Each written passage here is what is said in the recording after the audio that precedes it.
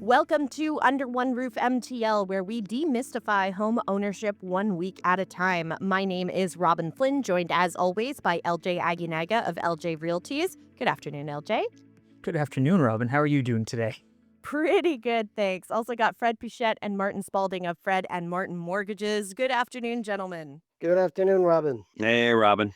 It's been a busy week. There's been an election called. It happened during the show last week, which was pretty exciting. So we're 1 week into the election campaign, and we have a lot to talk about as it pertains to the election. But first, let's share our trivia question of the week. Brought to you by Felix and Norton Cookies. You can visit their store at the Blue Haven Shopping Center. That's 3705 St. John's Boulevard in DDO.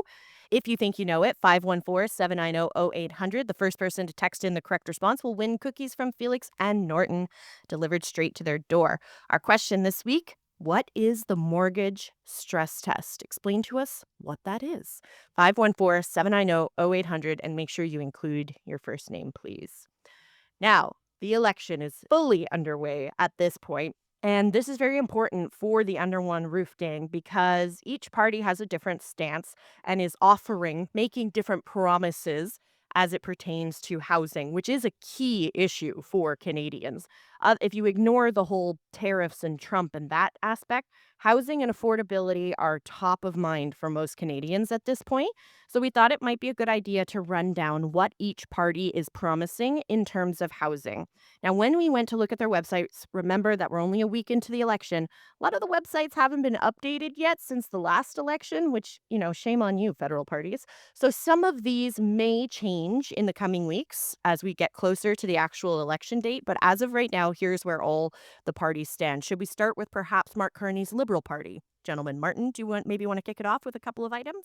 Well, I'd like to kick it off by saying I don't want to be cynical, but I will be. So, post-election, we're going to talk about all these promises that are being made, but do a lot of these initiatives actually see the light of day post-election? That's comment number one. Comment number two is, how do we plan to finance all these promises? And comment number three is, there's an old adage, if you can't convince them, confuse them. And as that's what's happening right now. And so we're sitting here on a Sunday. We still have almost a month to go. So I think a lot of these promises are going to evolve. And the other question I'm asking myself, are we going to survive the next month? Anyone? I think we'll survive. Okay. So if we look at the Liberal Party, Mark Carney is their leader, and he's our prime minister right now. So the big statement that he made was remove the GST on new homes for first-time home buyers purchasing houses under 1 million. The other thing that he mentioned was tax vacant foreign-owned properties, encourage transit-oriented developments. So I don't know if you guys have noticed, but every time there's a REM station, there's a major development around the REM station, and that's what he means. And he wants to continue funding the Canada Housing Accelerator Fund. So to provide funds to municipalities to fast track zoning development and approvals to build new homes. So that's what the Liberals are actually promoting currently. Okay, makes sense. LJ, do you want to maybe tackle the Conservative Party of Canada and mention a couple of the items that they are promising? This would be Pierre Poilievre, who is the leader of the Conservative Party, and this is where they stand on housing.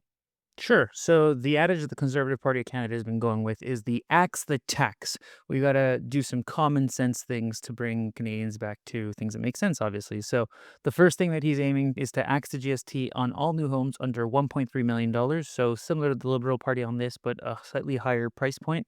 I think the goal behind this is the fact that in Toronto and even in Vancouver, getting a home under $1 million isn't realistic. So getting it into that 1.3 threshold is just making it a bit more accessible for a few more Canadians across Canada. Then he's got to tie infrastructure funds to home building. So he wants to basically cut some of the red tape that is happening at the municipal level and just make it simpler to build properties across the board, get things approved, and actually move the process along. As I've seen personally, and I think we've seen across Canada, the biggest blocker in building new properties right now is the red tape. It's getting it approved at the municipal level, getting all the approvals from a provincial level, and getting it through the entire process right now. So if we can cut some of the red tape and make it a bit more streamlined, hopefully that will help on that front. Next, he's looking to ban foreign buyers for longer. So he's going to extend that ban. So he wants to make sure that Canadians are the ones who are buying Canadian property and that they're really the ones benefiting from the Canadian real estate market, which has been very robust lately. So that's another thing he's looking to do.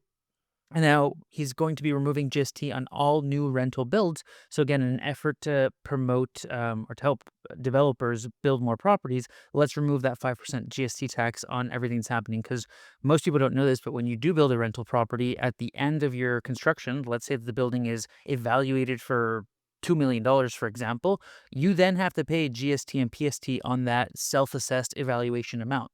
So if you take that $2 million, that 5%, I mean, it's 100 grand right there in GST. So it's really adding to the costs of a project. And therefore, at the end of the day, what happens? All these costs get passed along to the end users or to the tenants. And therefore, in hopes to try and reduce those costs a little bit, this is another thing that he's looking to do right now. It's great to hear all those promises from the government, but I think we really have to address two problems here.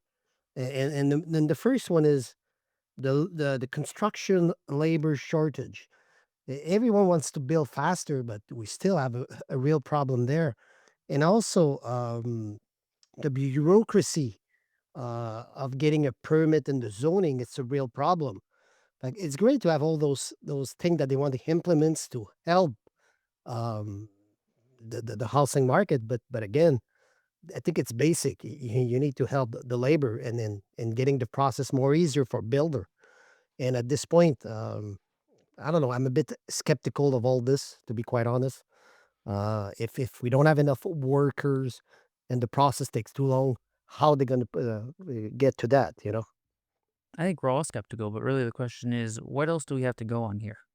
We can go into it obviously from the perspective of none of this is going to get done. I don't believe anybody. Everybody's lying to us. And really, there's no way that any of this is going to happen, which I'm not saying I disagree with. But what does that leave us with? Just nobody should go vote and we should do absolutely nothing because we believe that everyone in politics is lying to us and we see no potential way of getting out of the mess that we're in right now.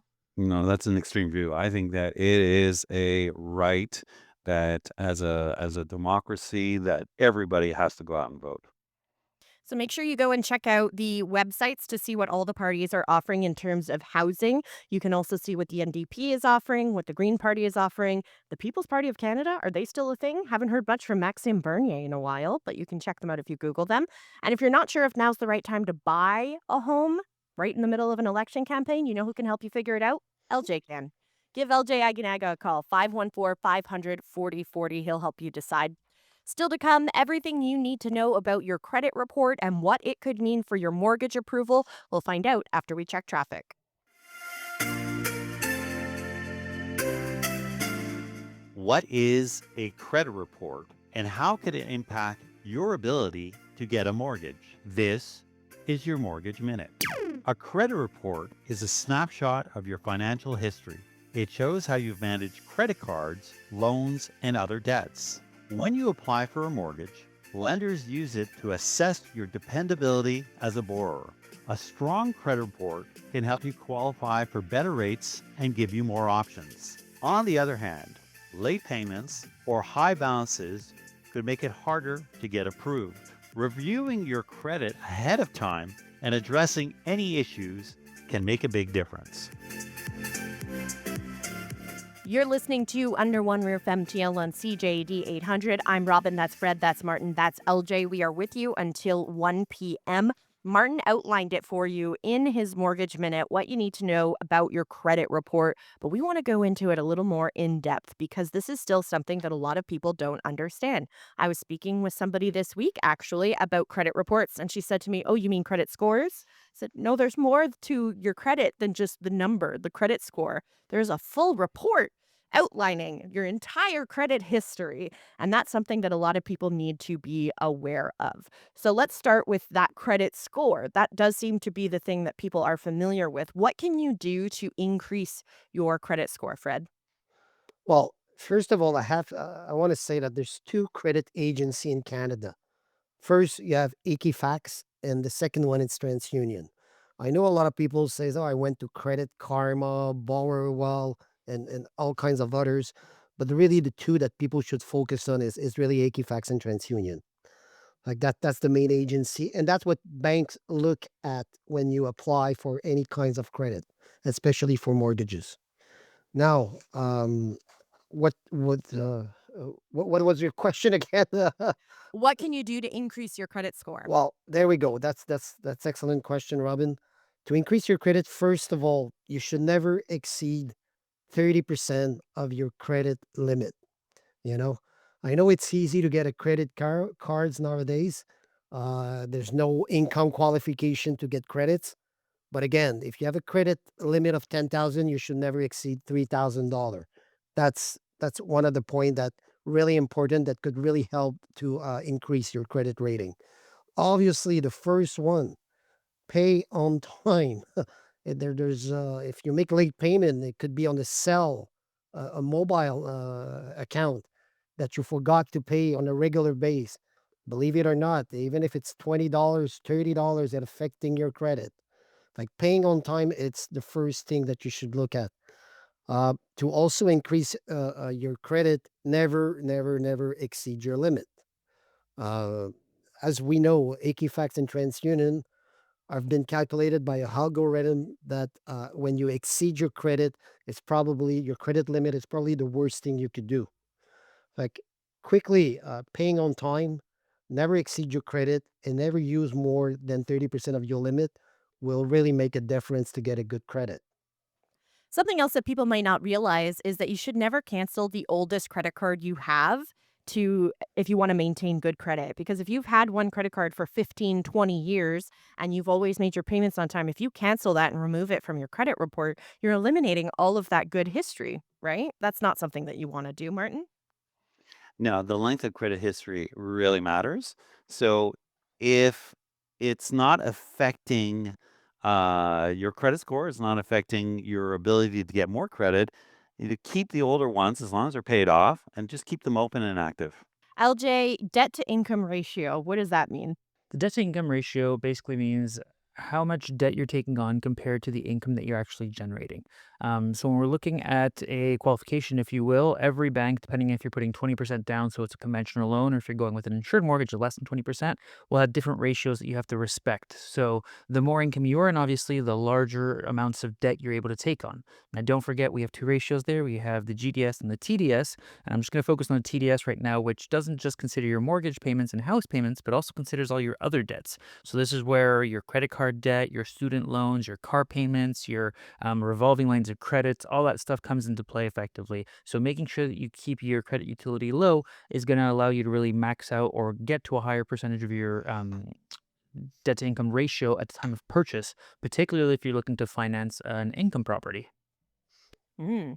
Another thing people don't realize is every time you apply for a credit, whether it's a credit card, whether you're applying for a line of credit, a car, there's something called an inquiry that will appear on your credit report. And inquiries do temporarily reduce your credit score by a few points, right? So, if you've paid for an Equifax subscription and you're monitoring your credit report, your credit score, that's not going to reduce your credit score. But if you are applying for credit cards, that is going to decrease your credit score. And I saw this in action last week when I purchased a new vehicle and my credit score dropped by 15 points because of the inquiry to my credit report. Now that will go back up and level out in time. But if you're applying for a ton of credit cards all at once, that could have a serious impact on your credit score, right, Martin?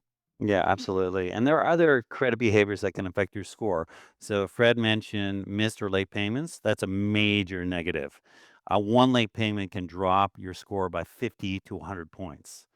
No credit history. So if you're new to the country, get yourself a credit card because you got to start building your credit. So I got some friends like, I don't use credit cards. In today's world, you need to have some sort of credit history. The other thing that can really hurt is anything that is a bankruptcy or a consumer proposal. So before you go down that road, that's a major, major negative.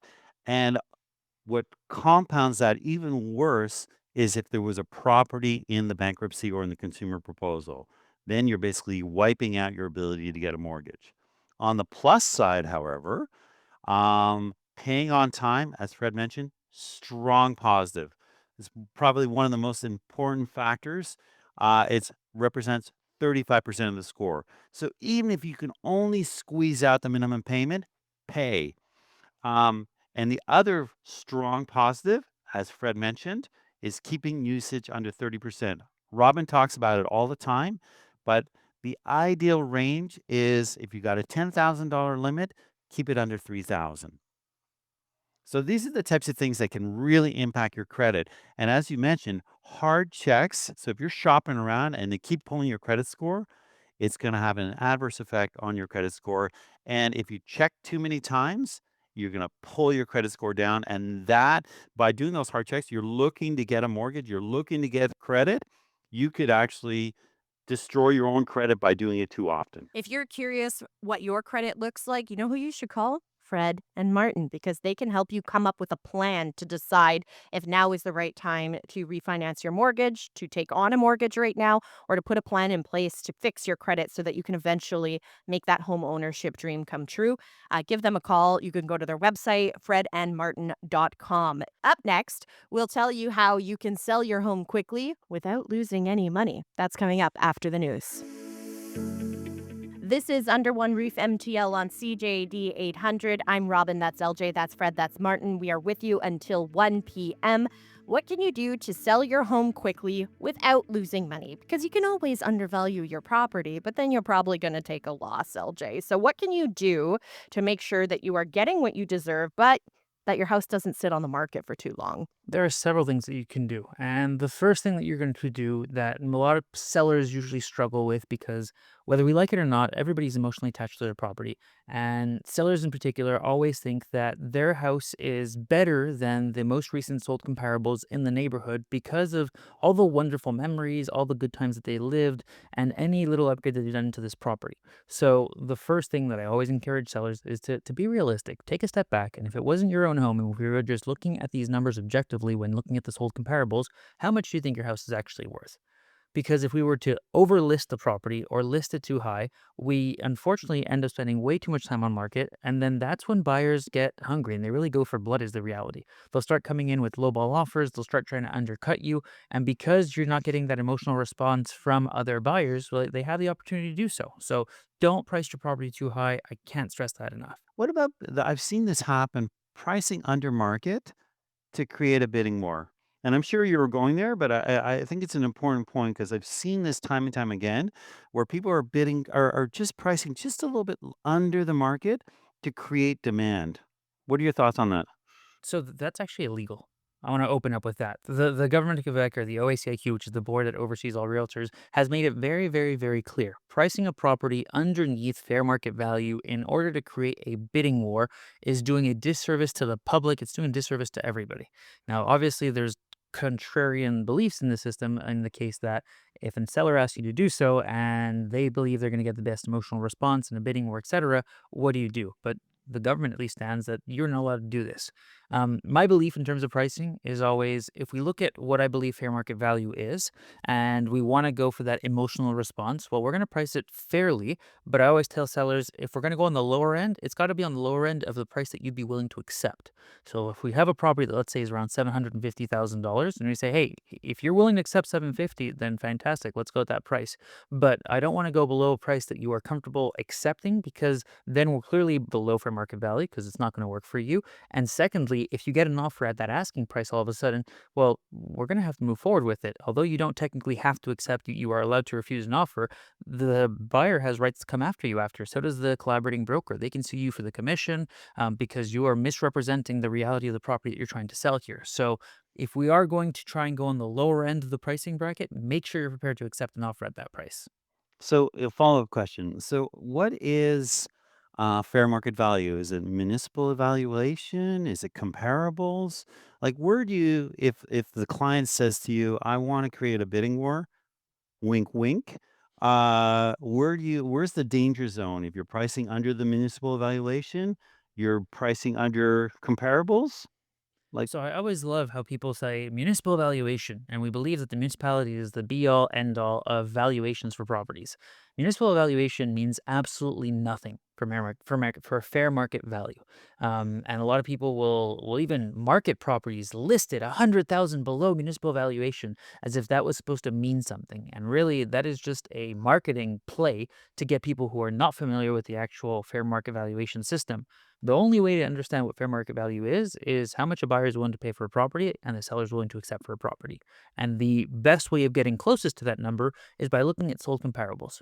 So we look at what is sold in that neighborhood for a similar property in the last 6 months. And then we also take a peek at what's currently active to understand, well, what other properties are available right now in what price range? Because if everybody's price obviously $30,000 higher than the most recent sold comparable, it doesn't mean we're going to sell for that price, but it gives us an idea of where we can price ourselves to be in between the most recent sold and what's currently active to make ourselves look more attractive, but still staying within that range, if you will. So, fair market value, strictly determined. Again, there's several ways of calculating it, but the most common one for residential real estate is the sold comparative. It's sold comparable analysis. Interesting.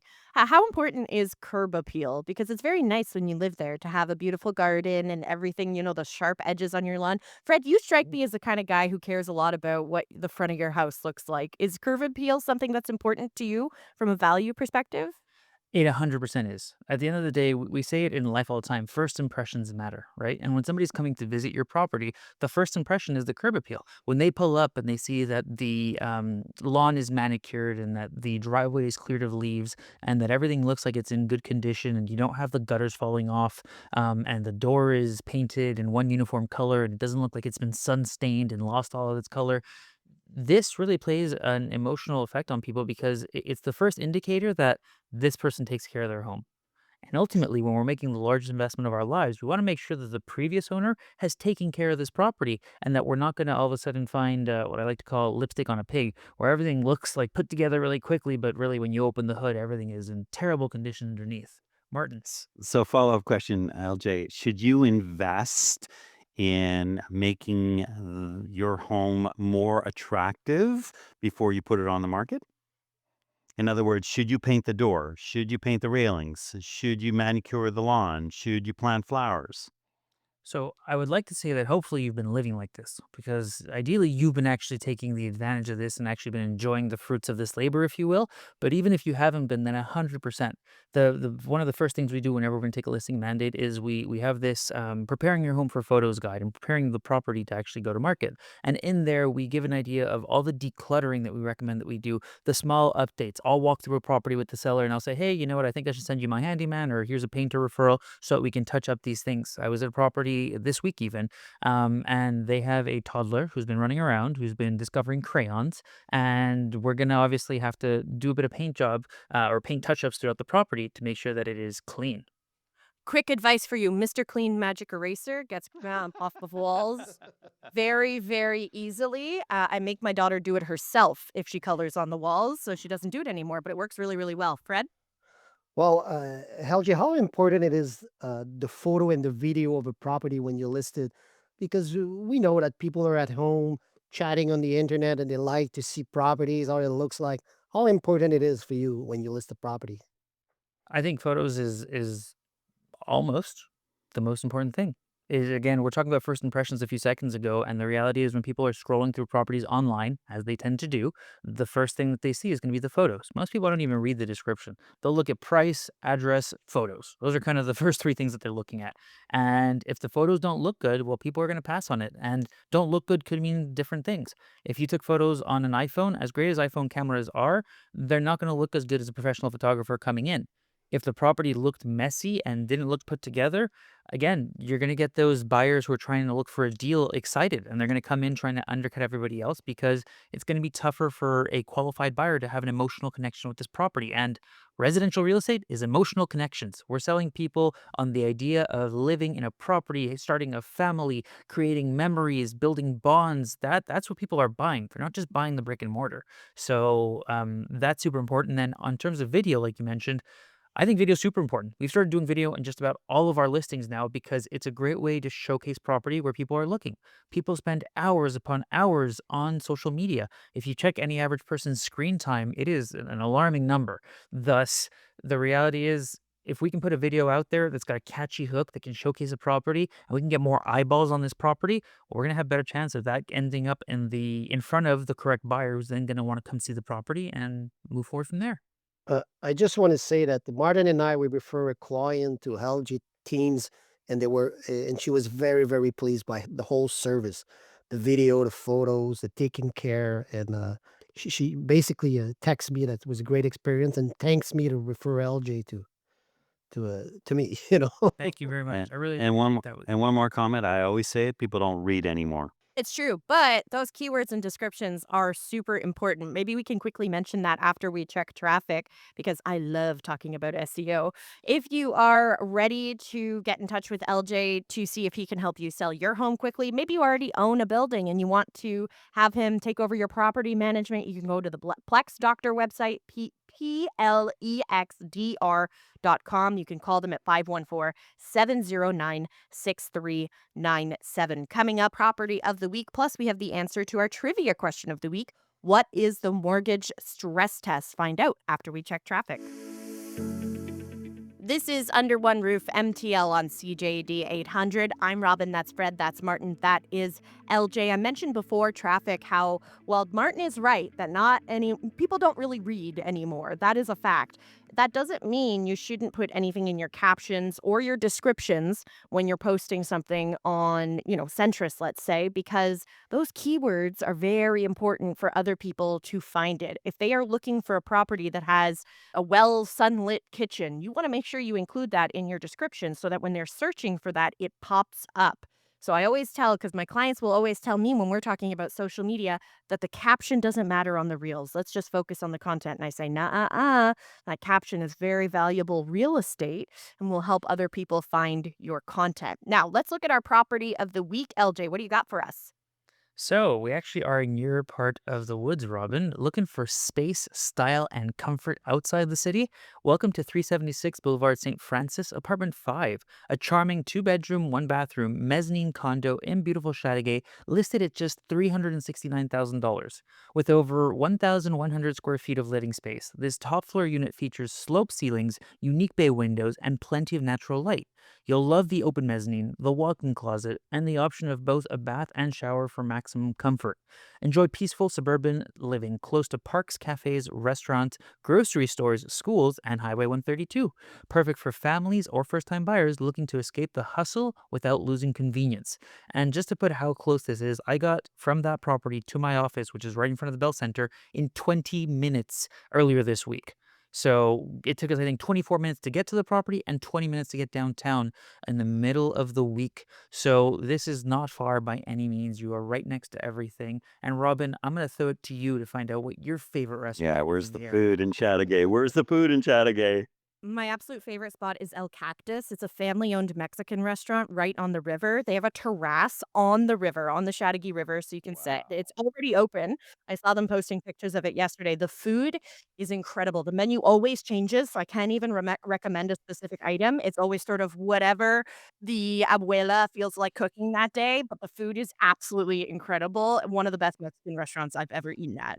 Yeah. Question for you, Robin, because we know that you're a digital marketing specialist and you use the word SEO, SEM. Can you just talk to us a little bit about SEO, SEM and how important the writing in a description for a property is?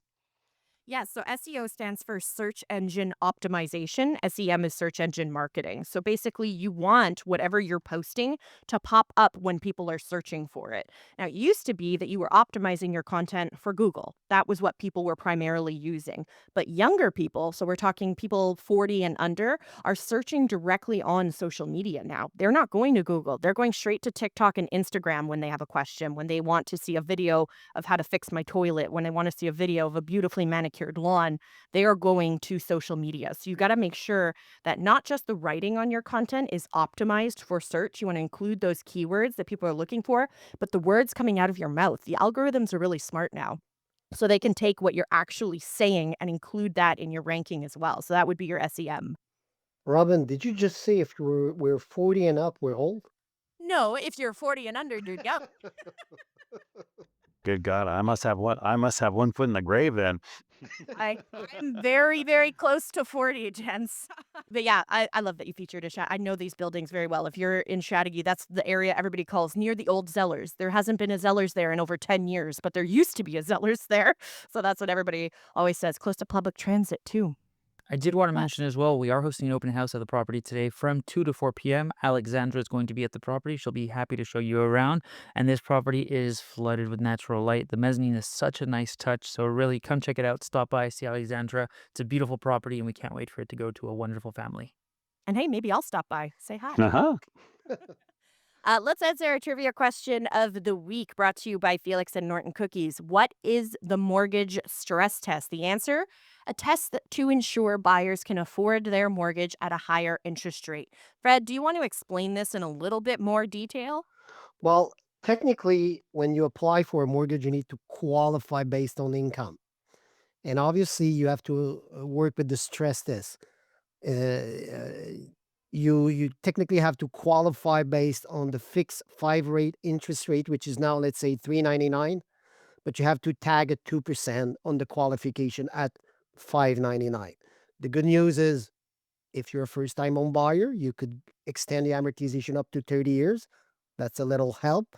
But actually, you cannot exceed, we call that, as LJ mentioned before, GDS, TDS, the gross debt service and the total debt service. The gross debt service include just the property, the tax, and the eating costs. And the total debt service, you have to add all your liability, your monthly liability.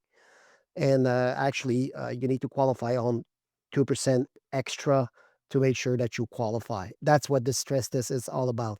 And for the older people that listen to the show, back in the days, we didn't have to do that at all. Like, the stress test did not exist. Actually, the government put that in place probably to protect banks and to protect Canadian uh, to be overwhelmed by debts and to qualify easily and to slow down the market as well, which is that is the stress test it's all about. Things are very different now, right? I think we only started using credit reports sort of commonly in like the late 80s. I think it was in 88 or 89 when credit reports started being used. So if you bought a house in the 80s, you didn't need to worry about your credit report. You didn't need to worry about the stress test. Really high interest rates, but the process was a little bit less complicated back then, shall we say. Yeah, but the price range wasn't the same as well. That too. That's pretty much it for us for this week. We will be back next Sunday at 12 p.m. right here on CJD 800. In the meantime, if you want to learn more about the guys and the show, you can visit their website, underoneroofmtl.com. You can also get in touch with them directly. LJ, where do people go to reach you? You can check out our website, ljrealties.com, or on all socials with the handle LJ Aguinaga. That's LJAGUINAGA, or LJ Realties, IES at the end. You can also call or text me at 514-500-4040. I did get a couple texts recently asking for that list of grants that the government is offering, so if you have more questions on that, feel free to shoot me a message. I'd be happy to send over the PDF that I put together for that. If you are looking to free up some of your time and you own some investment properties, contact my property management company, Plex Doctor, to take over and give you back your time. You can find us at Plex Doctor, that's plexdr.com, or 514-709-6397. Awesome. Fred Martin, where do people go to get in touch with you guys? Just a quick shout out, very similar to what LJ just did. We're looking for some notaries in the West Island. We're getting a lot of business, and and notaries are extremely busy. So if you've got some time and you're a notary working in the West Island, please get in touch with us. Get in touch with Fred, or get in touch with me. You can do so via our website, fredandmartin.com, fredandmartin.com. Fred and Martin. Dot com. If you missed anything, you can listen to this show in its entirety on iHeartRadio, Spotify, Apple, wherever you get your podcasts. For LJ, Fred, and Martin, I'm Robin. Have a great Sunday.